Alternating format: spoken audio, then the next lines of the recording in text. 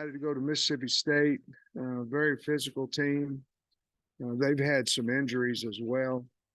Um, we don't know exactly who they're going to play at quarterback, running back, but they have capable backups at either place. The problem is at quarterback, they're totally two different types of offenses that we have to prepare for. Um, we would have to do that some anyway because they're playing both quarterbacks quite a little bit, but um, uh, it's just different now knowing that Will got hurt. We don't know what, and hopefully he's fine, but we don't know where that is. Defensively, they're all over the place. A lot of movement, a lot of blitzing, um, a lot of different movements. You can kind of categorize them, but a lot of zone coverage, a lot of fire zone principal blitz. Play extremely hard. But we're looking forward to, we drove by the grass here, man. It's green as it can be, the best it's ever looked. Haven't been here for 30 something days. And it's good to get back home. We're looking forward and hope that our crowd will come out and help us get a win. Robert Sanders' situation's been unfortunate. Is there a chance he can come back, or is he done for the year? I don't know. I really don't. He's not going to play Saturday, but I really don't know. It just depends on how he feels and the progression of his rehab.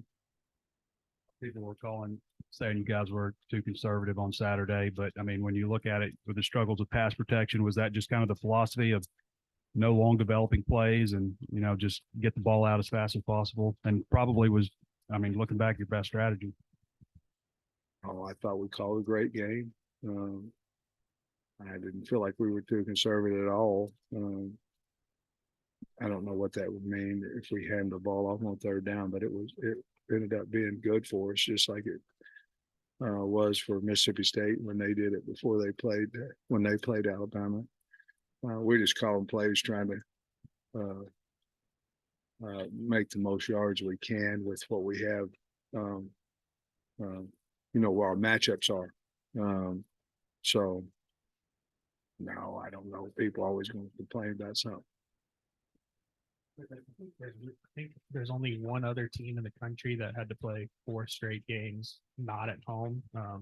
Just now that you've gone through it, we all knew it was a tough stretch before the season. Just like, was it more difficult than you anticipated? I mean, how did it kind of live up to your expectations? And what are the specific challenges with that kind of stretch away from home? Well, it depends. I mean, you can play away from home. It all depends, I think, a little bit about who you're playing, and I think on the road we played some really good teams, obviously nationally ranked teams and things of that nature. But we caught some breaks because we didn't play every one of them at night. I think we played 2 of them at night, maybe at night at LSU, and was Ole Miss at night as well. The difficult part about playing on the road, and it's obviously the noise, which we hope is our advantage on Saturday morning. When you're trying to develop kids that haven't played much ball, especially offensively, where you're trying to build some confidence, and some guys that haven't played, and then you go into a venue like that where really all you're thinking about is, can I hear the snap count?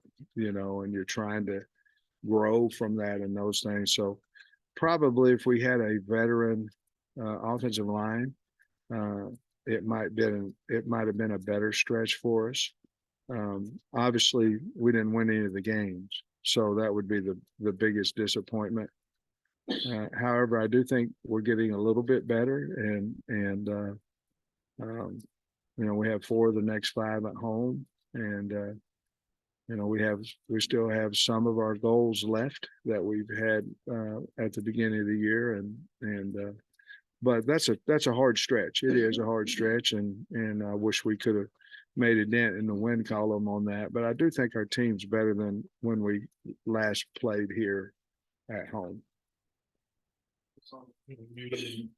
Nudie and Campbell practicing a little last week, but didn't play Yeah. on Saturday. Obviously, where their status is right I now. think I think Cam's got a chance this week. I don't know the percentile of that, but I think he has a chance. Nudie, I have no idea, to be honest with you.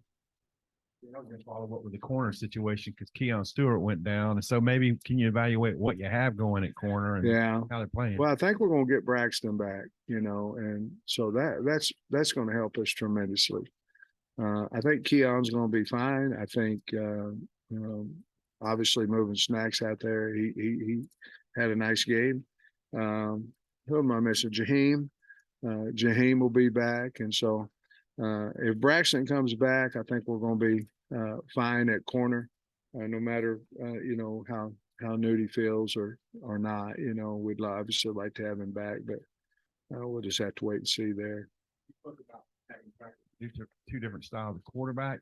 So any principles left of the air raid? What are they wanting to do with each of those two guys, you say? Well, they always have a great running back. They have three they play, but Marks is he's a really good player. Now he's been beat up a little bit too, but the bye week probably came at a good time for Mississippi State. But they want to run the stretch. They want to run a little counter. They want to run inside zone. They're very similar to us, to be honest with you, offensively, with Will back there. If you would think back then of when we had Malik Hornsby and that type of offense, roll out, read, running quarterback, Fields, leads, that would be where they're at now. But they're not air raid by any stretch. Rocket, when did you find out last week that he wasn't going to be available? Did he have like a setback in practice? Or I think I found out on Tuesday, maybe Wednesday. When was y'all's last day? Tuesday. I found out Tuesday that he wasn't confident in his knee yet, and so that's when I found out. He hasn't played a whole bunch the last few weeks, but he's still your leading rusher. Just kind of what's been keeping him off the field the last few games? Well, I mean, obviously we have belief in him and R-Dub and Damo, but we felt like Damo could get the tough inside yards a little bit more, and so that's where we're going there. Excuse me, did I say R-Dub or Damo? I meant R-Dub, and he had 14 carries for 28 yards, and then caught a pass out of the backfield. And then AJ complimented that and averaged about 7 yards a carry or something like that. Some of him were what you're talking about on third down. Some of those were third down runs, but we believe in it. We believe in both of them, and we'll probably split the difference this week with them. I don't see you're complimentary to Zack Arnette at media days, and I was wondering how well have you gotten to know him? He obviously took over under really challenging circumstances. Kind of what are your thoughts on Zack and the job he's done and kind of guy he is? I think he's done a really good job. He's been hit with injuries now. I mean, he has, and he's tried to take it to a new offense, and obviously he's still working with the defense, but he was calling it before. It's just, I'm sure it's a little bit different. There's a lot of similarities in what they're doing now and what they did last year defensively, but I have a lot of respect for him, and had a lot of respect for him when he was a D coordinator. I do think, if they'll stay with him and that he'll bring that's what they're going to bring in here, a tough physical team. But I think a lot of his, I don't think they've had problems, but a lot of their situation has come from injuries, and some of their best players have been out. The circumstances under which he became head coach, obviously very you know, Yeah, challenging? I'm sure it was bittersweet for him. I don't want to speak for him, but you know, they needed to hire. They had to hire somebody. You know, unfortunately, and I thought at the time that that was a great uh, hire for Mississippi State, and I still do. Um, to keep it within, there's a lot of reasons. One, I thought he deserved it. Two, you know, the portal is rampant during that time. You could lose your half your team, you know, and I think they felt like they had a good team coming back like they do. And so I'm sure it was bittersweet for him. I'm sure he's learning like I did and like I am. Uh, but I do think that he's kept the team together well, and I'm sure it was good for him to get a win last week versus Western Michigan. Mike Wright, if he is the guy, you know, he has starting experience at Vandy. He's played some this year. Just what's your take specifically on what He he's throws bringing? better than I want him to. He can throw the football. He's fast. Um, Obviously, they'll run him with run design plays for him, not just read plays where he can have the opportunity to keep it. Run a lot of fly sweeps with him with the opportunity to pitch or keep. Um, but right now, they're reading the defensive end and allowing him to run or hand it off and running nakeds and letting him throw a little bit out of that. He did throw more against Western Michigan than he had before, but I think he got more opportunity as well, which proved he could throw the football as well. And we saw Vandy could too.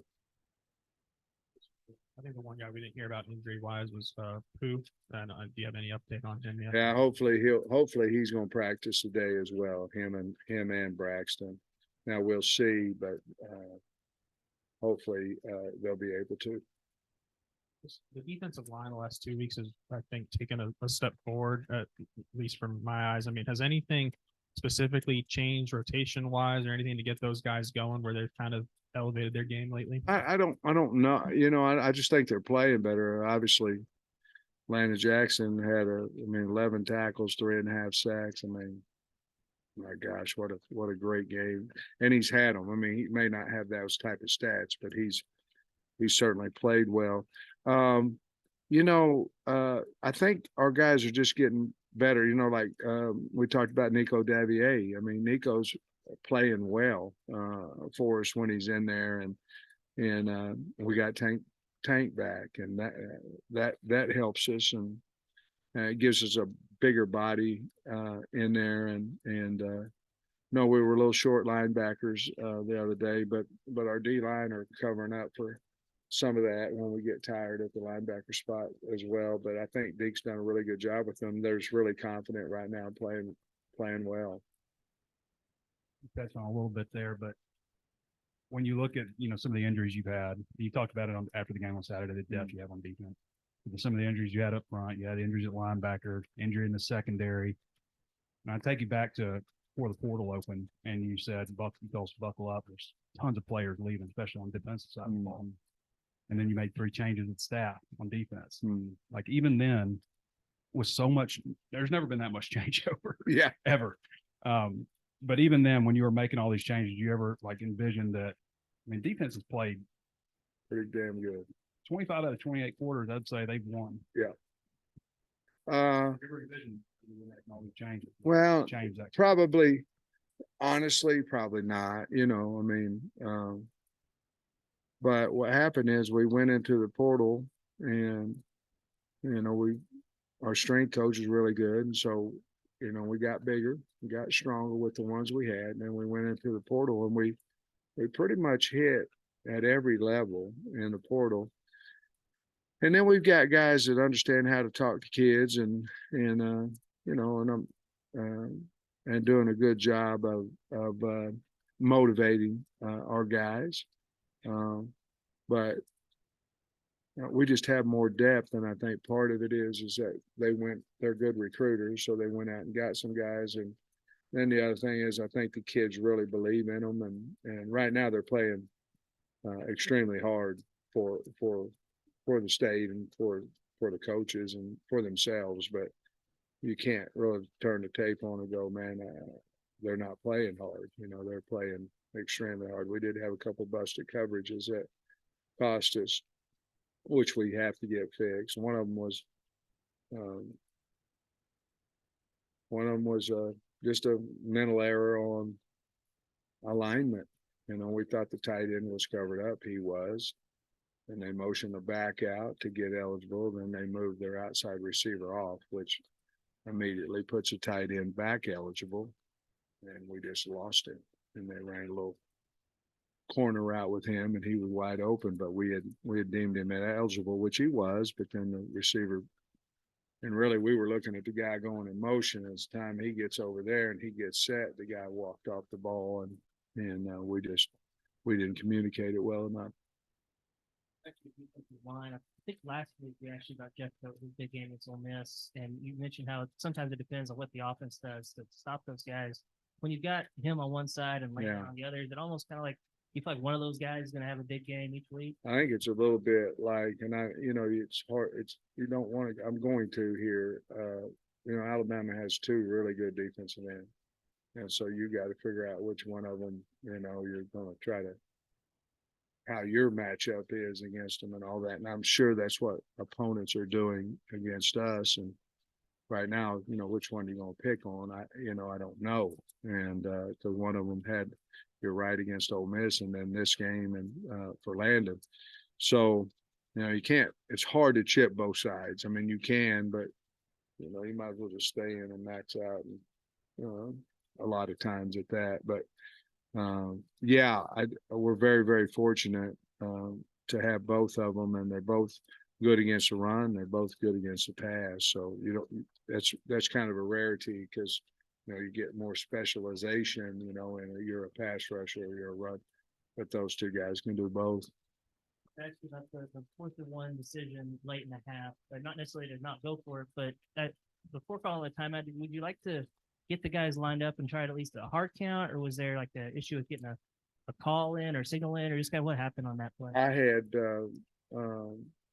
was just going to punt it. I was going in the game. It was on our 50 towards us, minus field position. I was going to punt. And so then it was like this, and I thought, well, if we don't make it, they could blow the game open before half.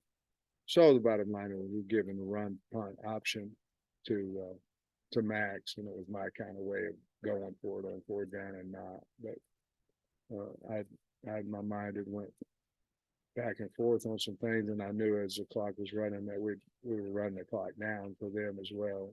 But that was our way of going for it. About your run game against their run defense, I think they're allowing like 1 point yards before contact. How do you think maybe that part of this game will stack up? Well, we probably gonna have to throw it a little bit more, to be honest with you. This is a feast or famine type defense, and not famine, but they're very aggressive on 1st down. And so we've got to figure out how to, just like last week, we went in saying if we got positive yards on 1st down, we were all going to, we hung the moon. We were all going, didn't matter the yardage. It was, we get positive yards. Now we're in manageable situations. I think that's a little bit alike against these guys too, but we got to protect it up. We got to move the pocket, and we've got to throw and catch. There are some runs that obviously we like against the front, but with all the movement and our experience up front, we have to do something different, turn around and hand it off between the A gaps because they're piling them all in there. I know you mentioned Landon a second ago, but there's some clips of him on the internet of the moves he made, his pass rush moves. Just maybe, I don't know, when you see something like that go to fruition and SEC defensive line, what that means. On a losing team, that just doesn't happen. What he's doing now better than he had before is he's turning the corner. In other words, a lot of time he's got on the edge of the tackle, but he hasn't always been able, and it might be because of his injury in the past, always hadn't been able to plant and get under and turn the edge. And right now he's turned the edge really, really well. He's not a lot different. Now he's a little better with his clubs, his rips, his swims. But the key is when he turns, he's turning now, and he's not wasting movement as in this. Once he turns, he's getting straight to the quarterback. There's been some talk that they may outlaw the so-called tush push. We saw some of that Saturday. Is that something that if it's going to be legal that you can use on 4th and short yards? If it's legal, you say? Well, we did it once this year in a fast pace type deal, but yeah, if we think we can get the first down, we will. Like I say, before our game 2 weeks ago, I don't know who it was. I think it was LSU tried to tush push about 3 times in a row against Missouri from the 1 and didn't get in. So I don't think it's just automatic, but if there's a case where we've got some A gaps open somehow, or we certainly could use it. Yes, sir. Coach, after getting a chance to watch the film, the offense obviously in a bit of a rut in the second and third quarter, but really found a real rhythm towards the end of the game with the 2 touchdown drives. What can you take from the offense finding that rhythm moving forward for the rest of the season? What did you say? Well, I think you can find, you have to, it can't all be gloom and doom just because you lose. You have to obviously find things that you can do better, coach better, perform better, but you always have to find something good, and certainly we made some plays there. I think some of our bubble screens helped us. I think some of our up-tempo stuff helped us. I think our runners, I don't really recall that I was disappointed in a cut they made or a read they made. So yeah, there was certainly some things offensively. I thought KJ, obviously made some big plays in those series. He ran. I thought he ran as good or as better than he has all year when he took off. Obviously, he made the Superman type play to keep that drive alive. But you have to find some positives. But because if you don't, then you're just going to get a bunch of guys that don't believe in themselves. And I think we did get better. I know the statistics weren't high. I don't know that anybody has a lot of high statistics against a good Bama defense. But, we scored more points than some other SEC, good offenses in SEC and different things. So I think we're evolving a little bit, and I look really forward to our last 5 games, see where we can continue to grow. And I wanted to ask you specifically about Team Thomas, and he comes up in passing every single week, but he flashes all over the field. He's leading the SEC in tackles right now. How impressed have you been with him coming in from Cincinnati? Well, I think too, and it's unfortunate y'all can't just get a really good personal relationship with our guys. If you did, you would love the guy. I mean, he's mature, a guy you can count on, tough. But for him, it sort of goes back to what you're talking about, Trey. For him to come in here and do what he's done for us is, and in this league, I think it'll help us go out, and if we need to, go out and get another linebacker out of the portal. But for him to do that, it's just, you look at it and go, well, he's doing this, he's doing that. It's not normal for that to happen. And we're really happy with him. And he's just, I think part of it is he's such a good kid, and he does a lot of film study, and it's important to him. I think Antonio Greer's got 12 stops the last 2 weeks. Has something clicked with him, or is it just maybe a result? Well, he was hurt. Healthier, yeah, he was hurt. Didn't really have time to practice. So, obviously we've always thought he's a pretty good football player, but he just has been hurt nagging stuff, not major, had a ham forever that we couldn't quite get healthy, but just now he's not hurt and he's always hadn't had a problem with confidence, so he just playing healthy now. It a little bit here. Post game Saturday, and then you touched on it a couple questions ago, the up tempo offense, the no huddle, and how that kind of gave you a spark. Is that something we can maybe expect to see a little bit more of now that you're back home and you have that sound advantage? Boy, outside? Great point, because it's going to be easier, without noise. I mean, it's going to be easier. So it worked. So yes, I mean, obviously, if it doesn't work, the answer is probably no. We're not going to do it anymore. But it worked, and I'm not saying that it just made them line up faster. We had a little success on some plays. Because right now, without that, what's happening, we're standing up there and they're looking over getting their calls. And obviously, you guys know we're more of a pro style offense. So we need them to line up so we can identify the mic and all this kind of stuff.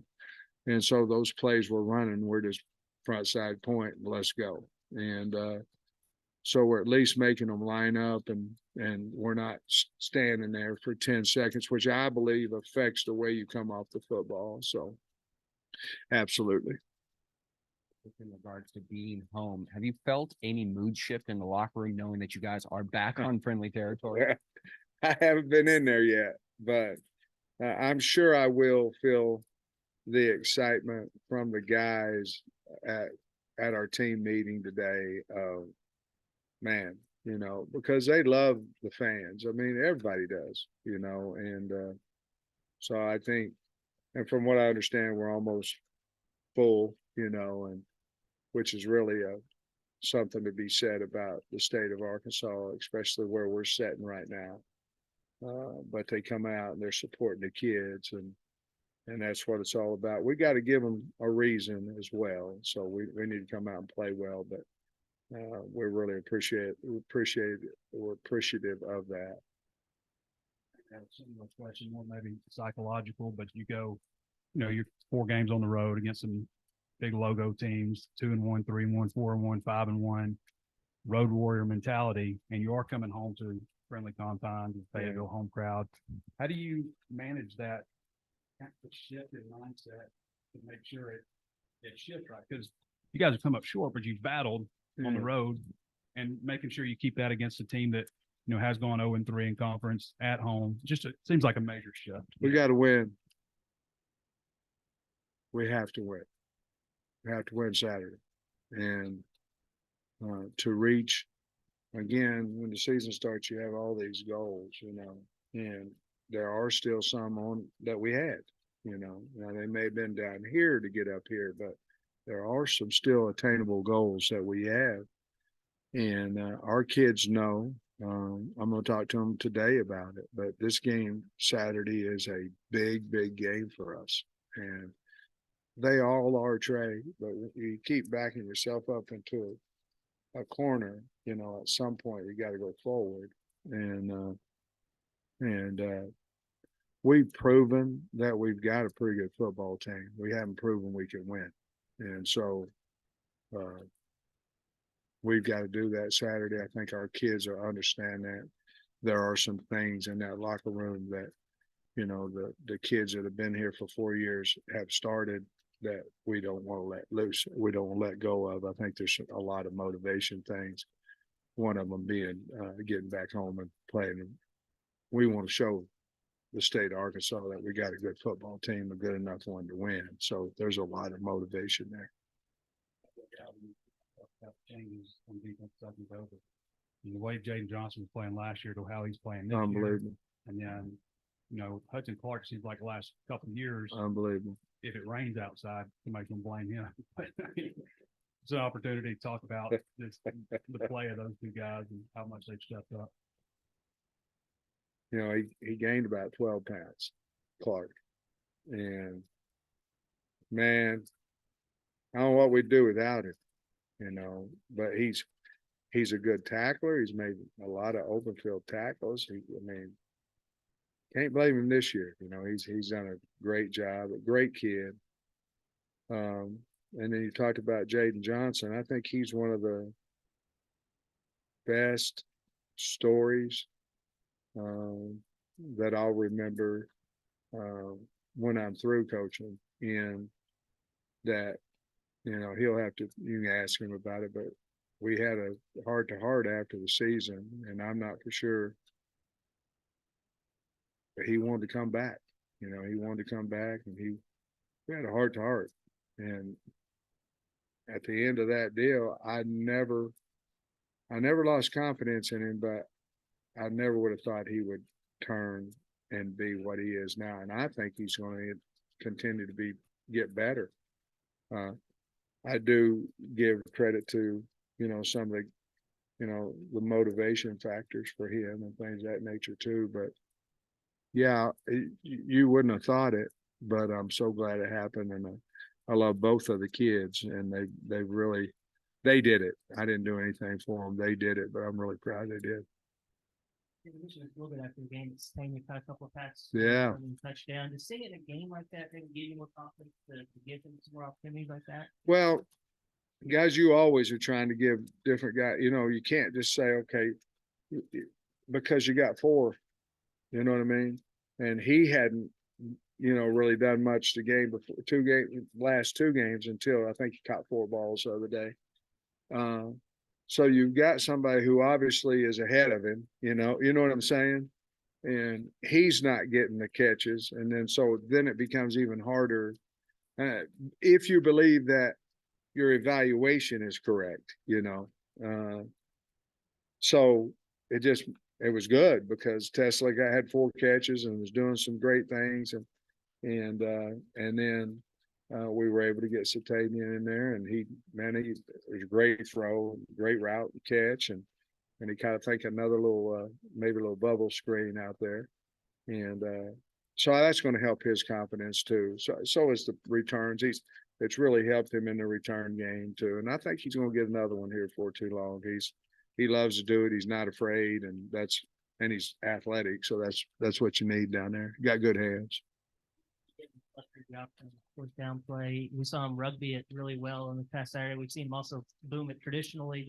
Are we seeing the full kind of Max Fletcher that you thought you were getting whenever you were? Man, that's the one thing that I missed in that our kicker and our punter Saturday were as big of weapons. I mean, he averaged 50-something yards a punt, 55 or something. And you're right. I mean, he could rugby, he could conventional punt. But the greatest thing, watch him when he gets a good punt.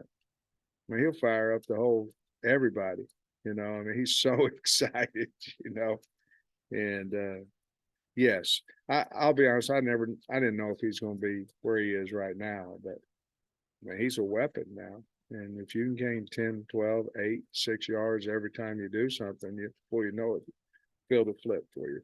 And as long as you're not turning it over. And really, really proud of him. And Cam Little's he's just a badass, That's what he is. Perfect. Thanks, sir.